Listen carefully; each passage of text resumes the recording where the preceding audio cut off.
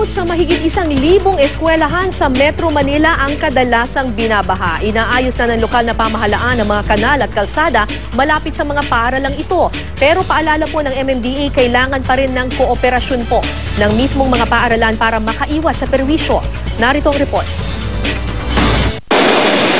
Sa tuwing bubuhos ang malakas na ulan, may mga kalsada sa Metro Manila na siguradong babaha. Espanya at Taft Avenue sa Maynila, Araneta sa Quezon City at General Luna sa Malabon. Nang mag-ikot kami sa Malabon, kabi-kabila ang road construction. Pinapalalim ang mga kanal, tinataasan ang mga kalsada bilang paghahanda sa tag-ulan. Andito ako ngayon sa General Luna Street. Isa ito dun sa mga flood-prone roads na in-identify ng MMDA. At nakikita nyo naman ang ginawa dito ng local government unit.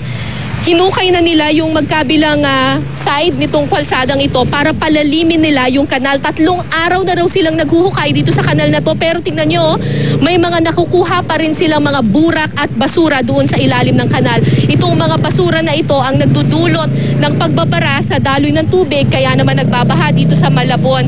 Ate, lagi po bang nagbabaha dito? Pagka umuulan, talagang malaki ang tubig dito Hanggang sa saan amin. po? Guys, dito sa looban namin, palaging malaki ang tubig talaga. Ang sabi nila, kahit daw hindi naman bumabagyo dito sa lugar na ito, ay may tubig pa rin, bumabaha pa rin kapag high tide. Ngayon, alam naman natin, ang taas ng sikat ng araw, pero tingnan nyo, may tubig pa rin. Hindi na daw nawawala itong tubig na ito dito. Ang General Luna ay isa lamang sa mahigit 100 road segment sa Metro Manila na madalas bahain. Gamit ang Geographic Information System, tinukoy ng GMA News Research ang mga eskwelahan sa paligid ng mga binabahang kalsada. Lumalabas na mahigit 800 major schools ang matatagpuan malapit sa flood-prone roads. Pinakamaraming eskwelahan sa mga flood-prone areas ang matatagpuan sa lungsod ng Maynila na umabot sa 262 na eskwelahan. Paano ba naman? Dito rin matatagpuan ang ilang kumpol ng mga kalsadang madalas bahain, tulad sa bahagi ng Espanya, Sampaloc at Taft Avenue na noong 1 linggo lang ay naperwisyo ng biglaang pagtaas ng baha. Pumapangalawa naman sa listahan ng Quezon City na may 186 na eskwelahan malapit sa flood-prone areas. Nang tanungin namin ng MMDA, kinumpirma nilang maraming eskwelahan sa Metro Manila ang madalas bahain. Sa 2,747 na eskwelahan sa Metro Manila, 1,187 dito ang binabaha.